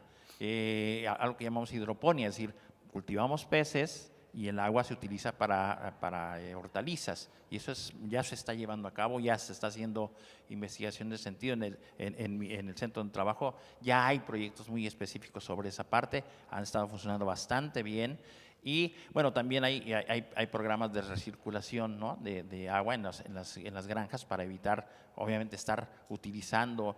Y eso mejora, porque finalmente, si yo estoy metiendo agua del medio, pues yo supongo que estoy metiendo agua buena, pero a veces meto agua peor que la que tengo, ¿no? Si no mido, tampoco sé si lo estoy metiendo más broncas que beneficios, pero sí, ya hay eso. Y efectivamente, esas alternativas de energía alternativa son muy buenas, porque, por ejemplo, como tú lo comentabas, en Ecuador, el problema es que no tienen luz para las actividades. Ahí sí le tienen que meter oxígeno, porque si no, no pueden vivir los animalitos, ya están muy complicados. La desventaja de Ecuador es que Ecuador tiene producción en camarón, por ejemplo, todo el año, y sacan camarón y meten camarón. Y en México sí tenemos un periodo en el que tenemos que vaciar los estanques, los dejamos 2, 3, 4 meses y luego volvemos a meter. Y eso un poquito mejora las condiciones, pero en Ecuador es bien complicado. Dependen mucho de la energía y si no tienen energía, tienen un problema grave. Así es, interesante. Bueno, sigamos con los diferentes temas. ¿Alguna pregunta de la audiencia? ¿No hay ningún curioso? Bueno, sin preguntas. Bueno, vamos adelante con la última ronda y de ahí abrimos el piso para otros temas. ¿Quién sabe, dentro del mismo contexto, para ti, Alejandro, qué medidas específicas está tomando la UNA para promover, estamos hablando de la promoción de prácticas de producción avícola más sustentables y amigables con el medio ambiente? Bueno, particularmente podríamos mencionar 3 prácticas que sin duda tienen un impacto o contribuyen a reducir lo que pudiera ser en un momento dado el impacto ambiental. Sabemos que toda actividad humana tiene un impacto ambiental. Prácticamente desde el hecho en que desde el momento en que nos levantamos y realizamos nuestras actividades cotidianas y hasta que dormimos y aún dormidos hay un impacto ambiental, ¿no? Y por supuesto que el quehacer humano tiene ese impacto, es innegable, pero de ahí que en este sentido estamos trabajando en diferentes actividades que llegan a tener a reducir este impacto o a beneficiar incluso lo que es el medio ambiente. Uno de estos ejemplos que se pueden mencionar es la mejora genética. Tú mencionabas al inicio de la charla, Carlos, cómo es que el grado de conversión alimenticia se ha ido reduciendo o se ha ido optimizando en aras precisamente de obtener que para la obtención de 1 kilogramo, en este caso de proteína avícola, se requiere una menor cantidad de alimento. Eso sin duda tiene un impacto favorable, hablando de un mundo en el que la producción de los granos, por las distintas razones que hemos ya comentado, la fabricación de los alimentos balanceados, que son igualmente un insumo necesario para la alimentación de las aves y que a su vez dependen de estos granos, de la pasta de soya, del maíz y demás. El hecho de esta mejora genética en las razas, seguramente ustedes han escuchado o han visto, y de ahí que también en un momento dado habláramos de esta mitificación que hay respecto a la producción de la proteína animal, particularmente en el caso de la avícola. Nos dicen, pues es que seguramente has visto pollos o gallinas más grandes y que entonces los huevos tienen determinado tamaño, o tenemos gallinas con un mayor peso, demás, o pollos. Pero eso en realidad no son hormonas, como muchos nos quieren hacer creer, y de ahí que aprovechamos estos foros para desmitificar esta discusión y para propagar esta información, sino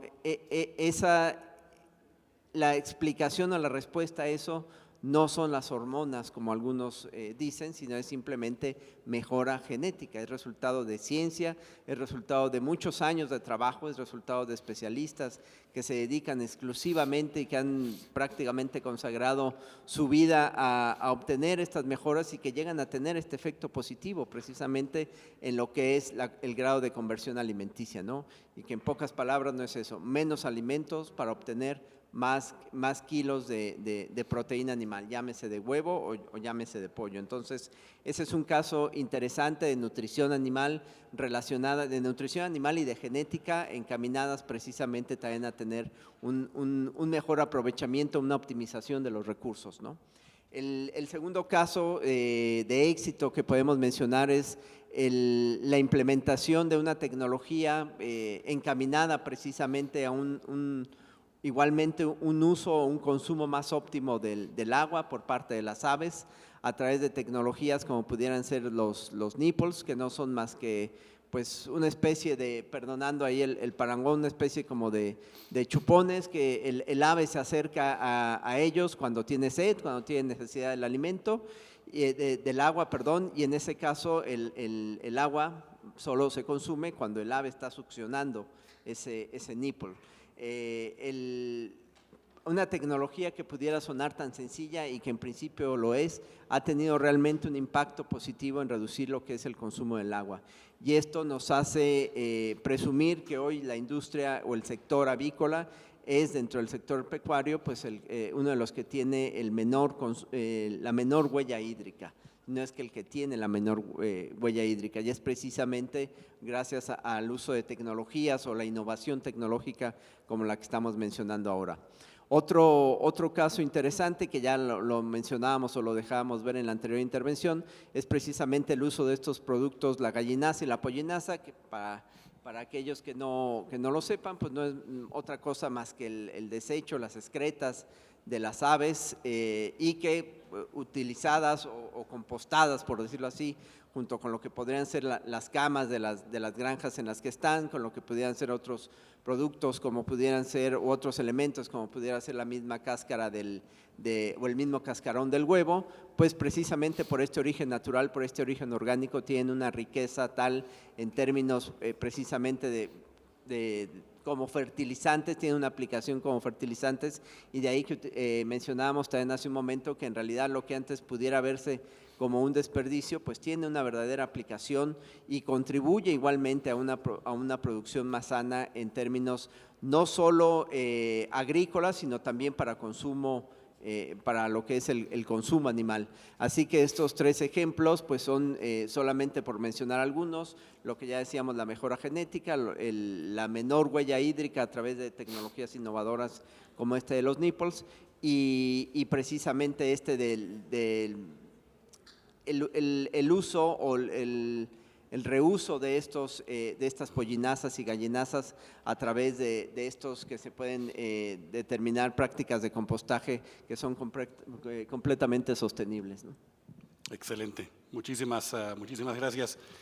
En la mañana y también aquí se mencionó el tema de antibióticos, me pareció interesante porque uno aprende de otros gremios en otros países y el sector salmonero en Chile, en su presentación, fue muy interesante su propuesta, dijo, ¿utilizamos antibióticos? Sí.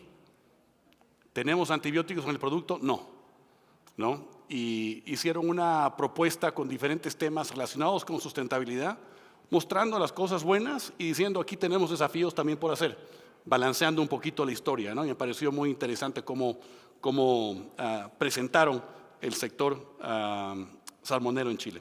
En fin, vamos contigo, Daniela, tengo otra pregunta para ti, ya es la última. ¿Cómo colabora el Consejo Mexicano de Carne con otros actores, tantos públicos como privados, para impulsar una cadena de suministro más resiliente y sustentable en la producción de proteína cárnica? Ya mencionaste algunos puntos, pero quién sabe, podemos profundizar un poquito más. Sí, mira, participamos, como bien les comenté, con algunas asociaciones, como por ejemplo más temas de economía circular, eso creo que no lo he comentado, pero trabajamos con temas de economía circular o gestión de circularidad, algunos le conocen, hemos ayudado y hemos trabajado de la mano con algunos socios para la implementación de ciertos proyectos o de proyectos que tienen que ver con el tema de sostenibilidad y de acaparar varias ODS, ¿no? O sea, más allá de lo de la huella hídrica y demás, que es sumamente importante, también ver qué otras cosas podemos ver en aras de que todas las ODS sean implementadas en mayor o menor medida en cada una de nuestras asociaciones o en cada uno de nuestros socios, como por ejemplo proyectos desde paneles solares, que obviamente reducen considerablemente y ya vimos que sí son efectivos en las industrias. O sea, antes se pensaba que el panel solar solo era para la casa y hasta ahí te iba a servir, ¿no? También son efectivos para industria, sí funciona y sí hay una disminución importante del recurso energético. También participamos en otro proyecto de tema de canastillas, de reciclaje de canastillas. La industria utiliza muchos empaques, ¿no? Empaques de cartón o de plástico. Uno de ellos son las canastillas. Ya varios socios han implementado la elaboración de canastillas a base de las mismas canastillas que se rompen. O sea, antes las canastillas que se rompían eran un desecho, ahora se ha visto que puedes obtener una canastilla resistente, de calidad, sin que tenga un daño o que tenga algún tema de estructura y cause un daño a tu producto. Entonces también ya son varios socios que han estado implementando esos proyectos y obviamente pues con eso estamos dando cabida a lo de economía circular. Y otro punto importante es que en nuestra industria también ya se ha estado incentivando el uso de autos eléctricos, no solamente para el tema de los vendedores, ¿no? Porque eso está como, pero también de reparto. O sea, ya vimos que también los repartos en cortito, obviamente no me voy a ir de México a Yucatán en un eléctrico, pero los repartos en corto funcionan muy bien el tema de lo eléctrico. Esos son algunos proyectos que hemos estado acompañando a los socios, otra vez de la mano de socios que ya lo tienen implementado, ¿no? ¿Cómo es que podemos ayudar? Aquí en el Consejo Mexicano de la Carne sí es, o sea, al menos en el tema de sostenibilidad sí es mucho, dime qué has hecho, el camino que has seguido para yo seguirlo. Y cuando nos sentamos face to face, porque así es como hacemos las reuniones, face to face, pues ya se ve que no es un tema inalcanzable, porque muchas veces te dicen, oye, es que el tema de sostenibilidad, oye, hay que reducir la huella hídrica.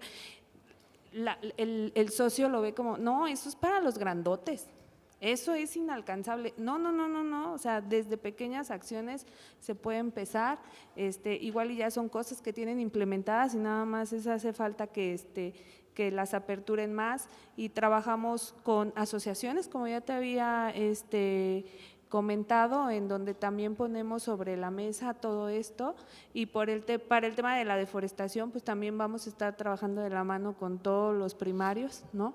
Para ver pues cómo apoyamos, y también estamos a nuestros proveedores ya también les estamos solicitando que nos den cuáles son sus objetivos de sostenibilidad.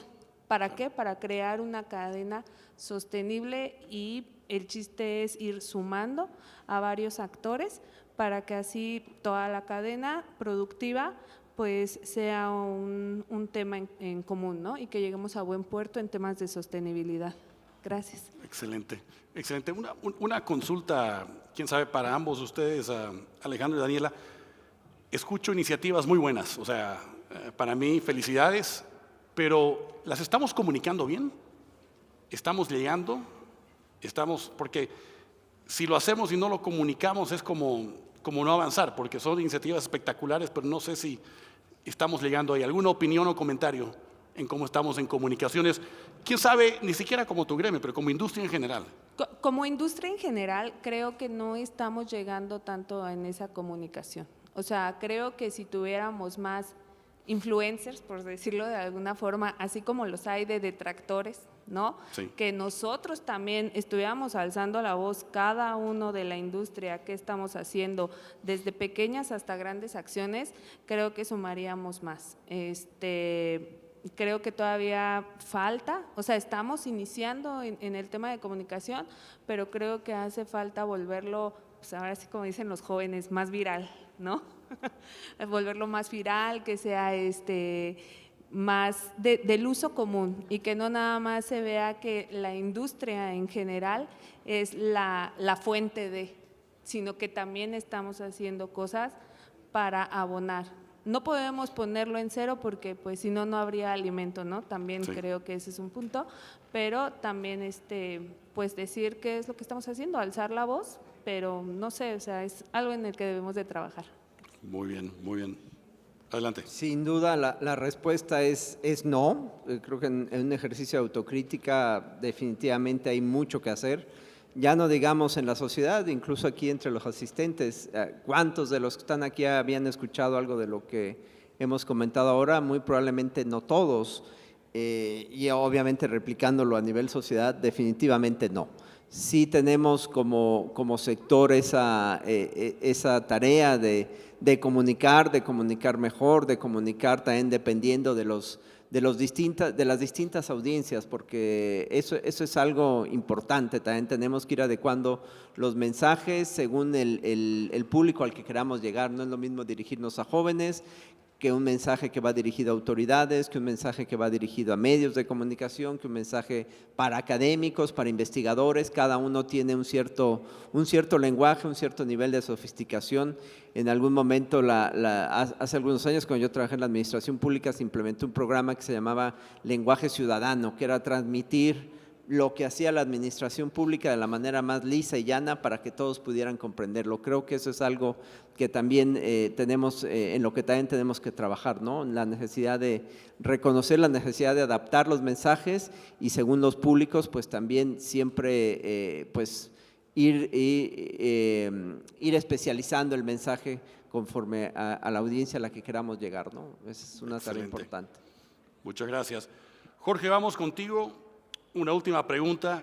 ¿Qué tecnologías emergentes podrían ayudar a mitigar los efectos del cambio climático en el sector acuícola? Bueno, hay varios que ya comentamos algunos, pero en general, por ejemplo, ahorita ya hay mucha tecnología de medición y hay que medir muchas cosas que podemos utilizar para predecir. En general, hemos aprendido a hacer diagnóstico de enfermedades, por ejemplo, ¿sí? Pero no nos interesa hacer diagnóstico de enfermedades porque no nos interesa que se enfermen los animales. Entonces, sí tenemos mucha tecnología. Senacica tiene una super tecnología para diagnóstico. Yo creo que México es uno de los países que mejor tecnología tenemos para diagnóstico en acuicultura, ¿sí? Pero estamos diagnosticando el animal enfermo, no nos interesa. ¿Por qué no usar esa misma tecnología, que la podemos utilizar ahora para predecir? ¿Sí? Tenemos ya mucha tecnología importante para predecir, ¿no? Y esto es importante porque justamente los problemas como esto que comentaban ustedes de resistencia antibacteriana, hay que reducirlo. ¿Cómo? Hay que evitar que se enfermen, ¿no? Porque una de las cosas más preocupantes que tenemos es los antibióticos funcionan muy bien, pero en la acuicultura son un problema. ¿Cómo se los damos a los animales? Si veo una vaca enferma, un cerdo enfermo, ahí lo veo y lo separo y se lo inyecto. En animales no. ¿Cómo le inyecto a cada animalito en un estanque de millones de animales? ¿Cómo se lo hago llegar? Se lo hago llegar por el alimento. Y generalmente los animales enfermos dejan de comer. Entonces díganme cómo le doy la dosis adecuada a un animalito en el alimento. Y además se lo doy a todos, se la comen seguramente los que no están enfermos y eso les causa también un problema de irritación, se elimina microbiota, etc. Entonces tenemos problemas muy fuertes. Necesitamos tecnología para predecir. Creo que eso es lo que tenemos que estar haciendo y lo estamos haciendo en este momento. La otra es lo que ya habíamos tocado, esto de que nosotros llamamos policultivos. Es decir, podemos tener estanques en donde tengamos peces y las heces van y se cultiva en el fondo camarón. Los camarones viven en el fondo y comen proteína del fondo, ¿sí? Pero todo esto también los animales, los camarones también tienen desechos, lo podemos utilizar para plantas o incluso también para el cultivo de moluscos bivalvos, que son también filtradores. Entonces, podemos en un estanque tener varias especies al mismo tiempo y entonces generamos pues más producción con el mismo recurso.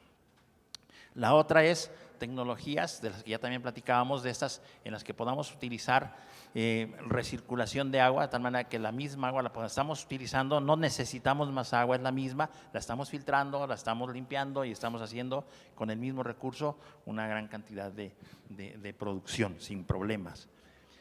Otra tecnología de la que ya también estamos convencidos de que necesitamos, obviamente, apurarle un poco más, aunque es difícil, es la selección genética de especies resistentes a los cambios de temperatura, de oxígeno, etc.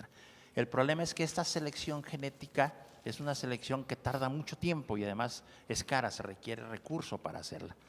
Pero sí es importante. Nosotros hemos estado buscando en ciencia generalmente, por ejemplo, especies resistentes a una enfermedad. Es que estamos buscando el gen de resistencia al virus tal. Y nos hemos dado cuenta después de muchos años de que estábamos equivocados, ¿no? Porque no es un gen solamente el que define que un animal sea resistente a algo, no, son muchos.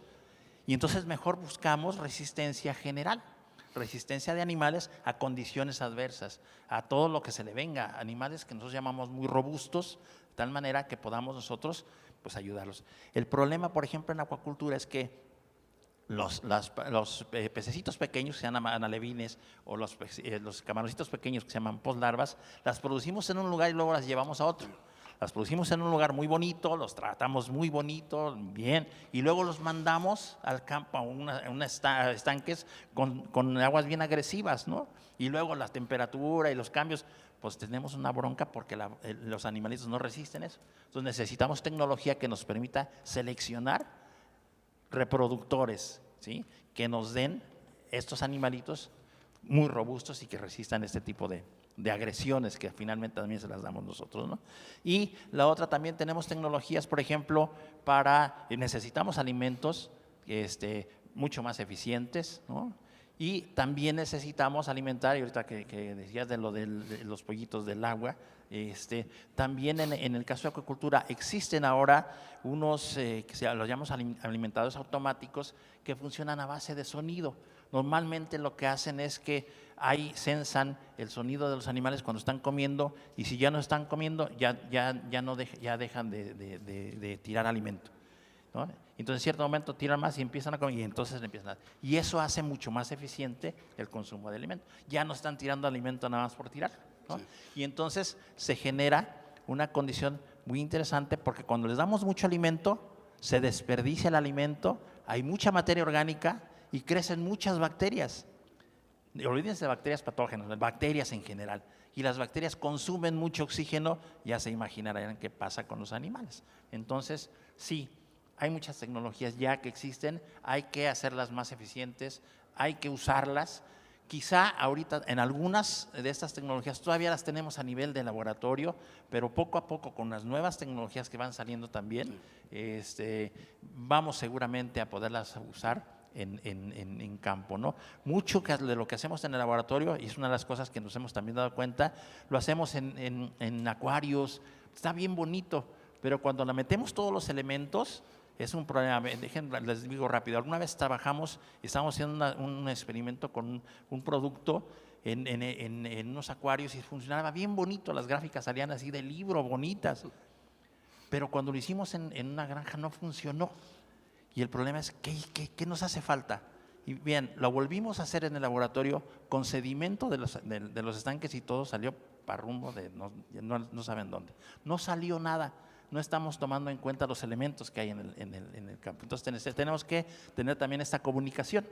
Así es. Y sobre todo tenemos que trabajar en esta transferencia de tecnología con la educación y la transferencia de tecnología. No solo aquí está la tecnología, hay que enseñarles a usarlos, ¿sí? Sobre todo a los jóvenes, en las escuelas hay que decirles esto, y a los productores hay que enseñarles que esto es importante y cuáles son los beneficios que puede tener para ellos. Entonces creo que nos falta mucho. Todas estas tecnologías hay que transmitirlas, ¿no? Hay que dar cursos de capacitación y cosas. Creo que esto es una de las partes más importantes, ¿no?, de las tecnologías nuevas. En el Ecuador vi los hidrófonos, Sí. ¿no?, con el camarón, porque el camarón hace un sonido, Sí. ¿no?, cuando tiene hambre, entonces ahí es cuando le dan el correcto. alimento. Me pareció interesantísimo. Y me comentan que esa tecnología salió de la Segunda Guerra Mundial. O sea, hace muchísimo tiempo, ¿no? Pero no fue evidentemente para esos propósitos, fue para otros, lamentablemente. Bueno, ¿cómo estamos, gente? ¿Bien? Bueno, ya vamos a terminar. No tenemos más preguntas, pero yo les quisiera pedir, esta audiencia estuvo con nosotros 1 hora y 20 minutos, así que, ¿cuáles son esos puntos finales? Si tomamos 3 minutos cada uno, ¿cuáles son esos puntos que ustedes quieren dejar que esta audiencia les quede claro, que se lleven a casa, cosas de valor? ¿Cuáles serían las conclusiones de ustedes? Adelante, por favor. Alejandro.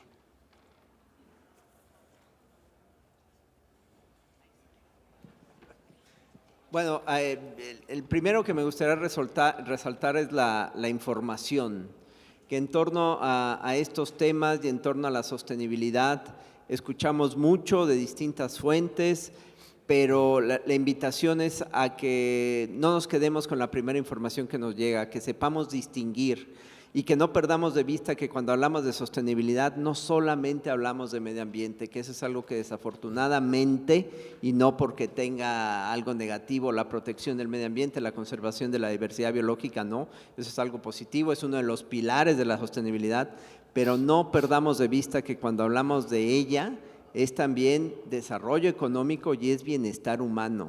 No nos quedemos con esa idea falsa y me parece que lo podemos decir también de mala fe de algunos grupos que nos dicen es solo medio ambiente, y claro que es importante, insisto, pero no es solo eso.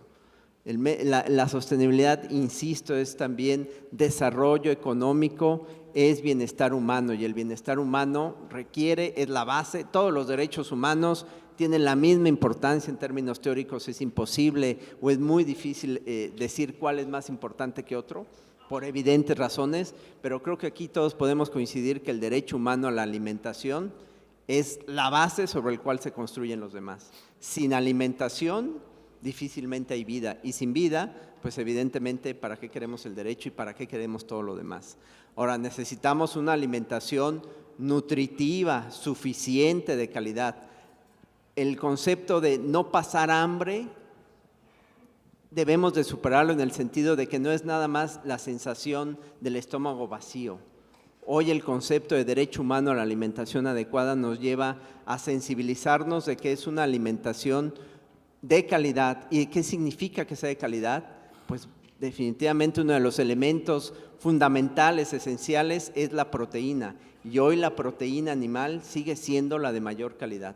No es de meritar, por supuesto, la proteína de origen vegetal, tiene también sus cualidades o atributos, pero la proteína animal sigue siendo la de mayor calidad. Entonces, no podemos pensar en alcanzar la sostenibilidad sin una población alimentada adecuadamente, adecuada bajo esos estándares de la alimentación nutritiva, suficiente, de calidad y adecuada. Y ahí la proteína animal, sin duda, sigue jugando, y me parece que así seguirá siendo, un rol fundamental para alcanzar ese derecho fundamental, inalienable, y por el que todos debemos de trabajar para que sea una realidad y no se quede solamente en el papel. Y ahí, insisto, la proteína animal juega un rol fundamental.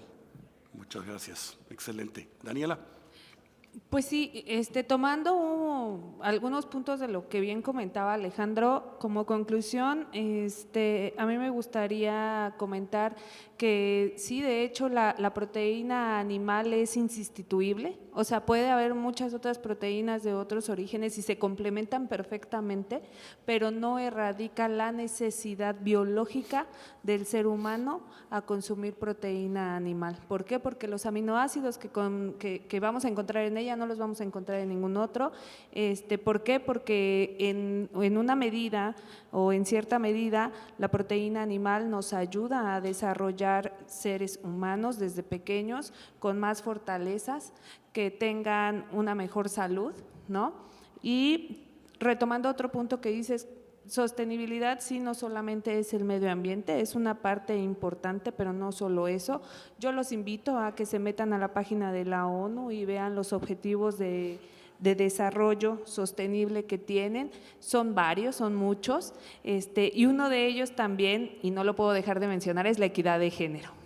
La equidad de género también es un tema de sostenibilidad, el crecimiento económico para todo ser humano, hombres y mujeres, es un tema de sostenibilidad, y lo que yo les podría indicar es que desde su trinchera, ya sea para un gremio, un organismo, una empresa en la que ustedes trabajen o bien desde sus casas, no hay un esfuerzo mínimo, o sea, aquí no existen los esfuerzos mínimos.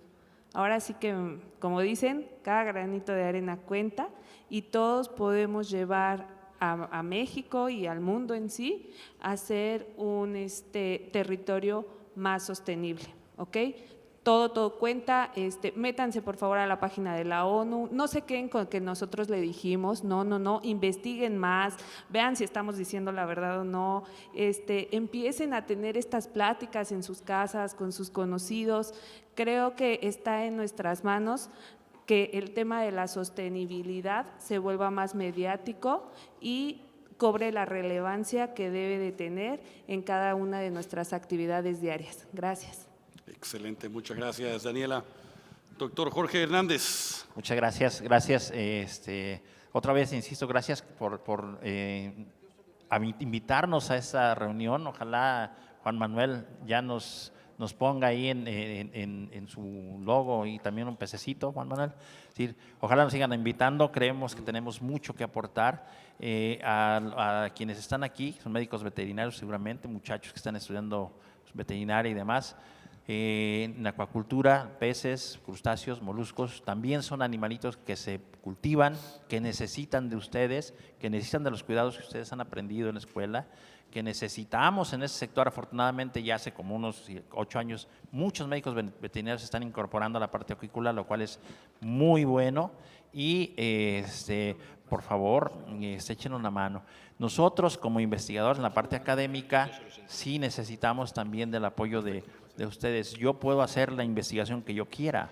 Yo puedo ver y hacer una investigación y hago una publicación sobre si la aleta de los peces se mueve más a la derecha, a la izquierda y cuántos ATPs ganas, y eso para mí está bien y para la academia está bien, pero al productor no le sirve absolutamente de nada.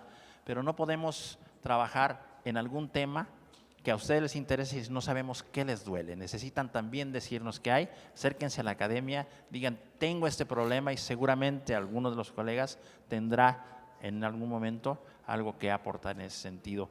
Lo que yo quiero que se lleven de esta parte es, la acuícola también es parte de la proteína animal, es una muy buena proteína, tiene muchas características interesantes, de bajo valor a veces, en algún momento se puede hacer, y quiero también que se lleven la parte de necesitamos comunicarnos, necesitamos que no solamente en estos foros, sino que también pudiéramos acercarnos al productor, platicarles, decirles y implementar estos canales de comunicación, porque creo que muchas veces yo puedo desarrollar algo y el productor no lo entiende y no lo va a usar si no lo entiende.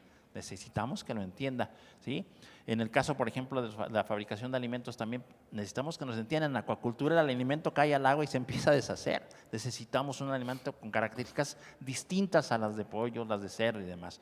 Todo eso, toda esa tecnología, tenemos que trabajarla en conjunto, ¿sí? Entonces, sí, como lo decían en la mañana, necesitamos trabajar en colaboración todos. Si no trabajamos en equipo, no vamos a funcionar. Entonces, creo que es importante que entiendan que estamos aquí para trabajar en equipo. ¿Cómo podemos ayudar? ¿Cómo nos podemos ayudar? Creo que esa es la base del futuro de mejorar la producción animal.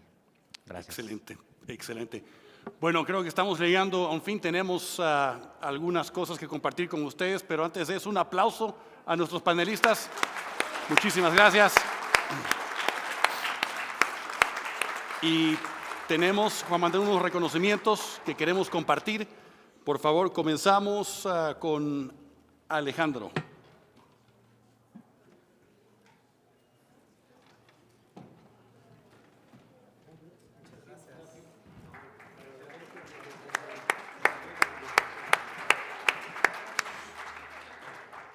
Ahora continuamos con Daniela.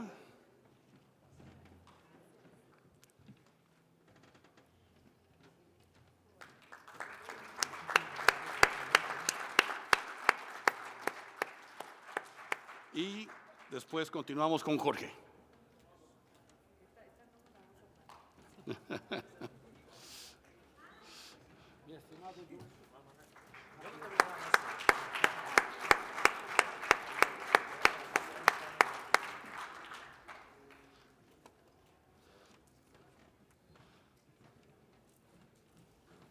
Para el mejor conductor. Uy, ahora, muchas gracias. Muchas gracias a todos, un gusto estar con ustedes y a nuestros panelistas. Perdón, la foto, sí. Sí, ¿qué va a decirle, jefe, si me salgo la foto con la botella? Decir, mejor con la diploma. En vez de con la botella, ¿no?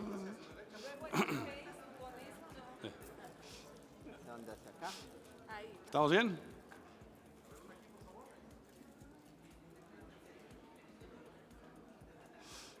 Perfecto. Muchas gracias. No, gracias a ustedes. Muchas gracias, excelente. No, gracias a ustedes.